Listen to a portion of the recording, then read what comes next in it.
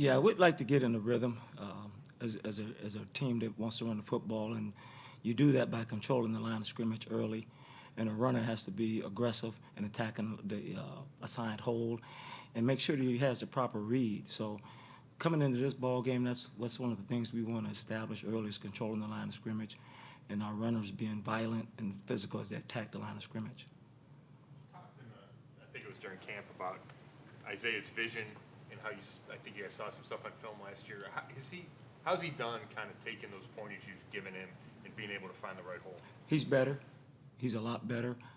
We're not 100% always there, but no running back is. You'll always have some misreads in a game, but he is much better in terms of understanding what he's looking at and why he's looking at it. Can you just talk about the defense that you're about to go up against and those guys having Terrell Suggs back and just how good these guys are? Do I have to? No, these guys are outstanding. They're a very aggressive front seven. The defensive backs have a great awareness of their run fits. Obviously, it's a defense that's well coached. They have been for a number of years now. And when you look at tape, you're always trying to find out how are we going to gain any yards versus this group. And they've done a good job over the years, and they're still salty. They're still physical up front, and we know going into this game, it's going to get real physical and ugly very early and fast. How about Duke? I mean, Duke had some really nice plays in this game. And can you talk about sort of the mix of getting him involved in the passing game and the running game, and just how he's doing for you? He's doing a very good job right now. We think Duke brings a very vast ability to the table for us. He's got a lot of things he can do real well, obviously in the passing game, blitz pickup as a runner. He's got good skills. He's tough. He's smart. He understands what we're trying to do offensively. So we expect him to get off early in this game and have some big plays for us. When you guys go to the Wildcat, what do you think the benefit is to putting in enough of those plays that I guess the defense has to prepare for it? Well, we're always searching for ways to get the football to our best players, and coming into this game, it's no difference. We have a nice game plan for all of our key playmakers, and we want to try to exploit all of the things that they do real well within a football game. So you'll see a big variation of things we want to do Sunday. Obviously, this is the system with you and Pep and you, and not having an official offensive coordinator is different for us. How does it break down during the week in terms of preparation and game plans and that kind of thing?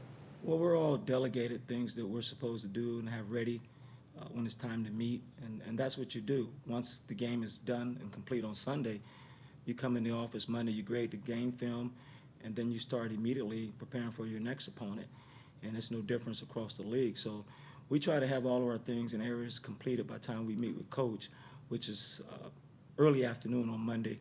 You want to have those presentations ready to talk about, backed up by video evidence when you terms of here's what they do real well, here's what they don't do, here's our opinions about it, and then we move on and start game planning.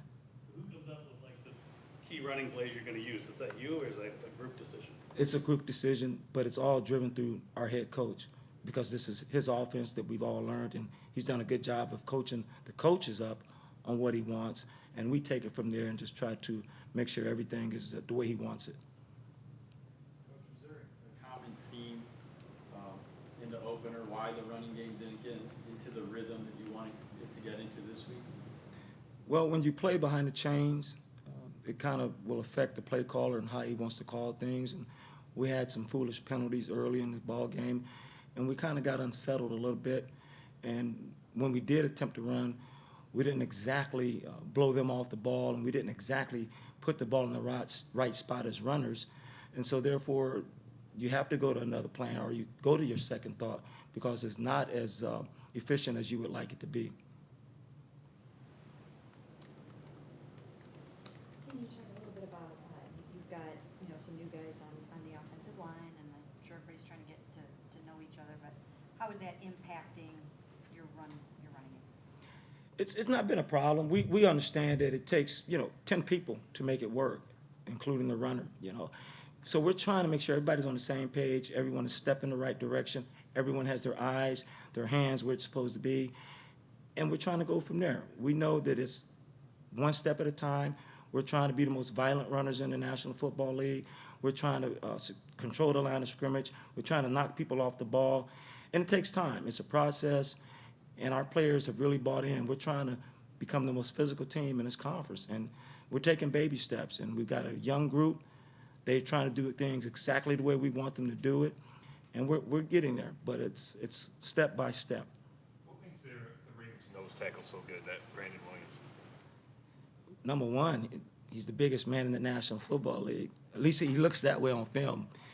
But he's a good player, no doubt about it. He's got talent. He's agile.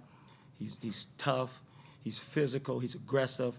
He moves laterally. He uses his hands. He does a lot of things extremely well. And when you take his ability with the coaches that they have and what they do with him, he's extremely effective. And he's going to be a handful Sunday. We have to know where he is at all times.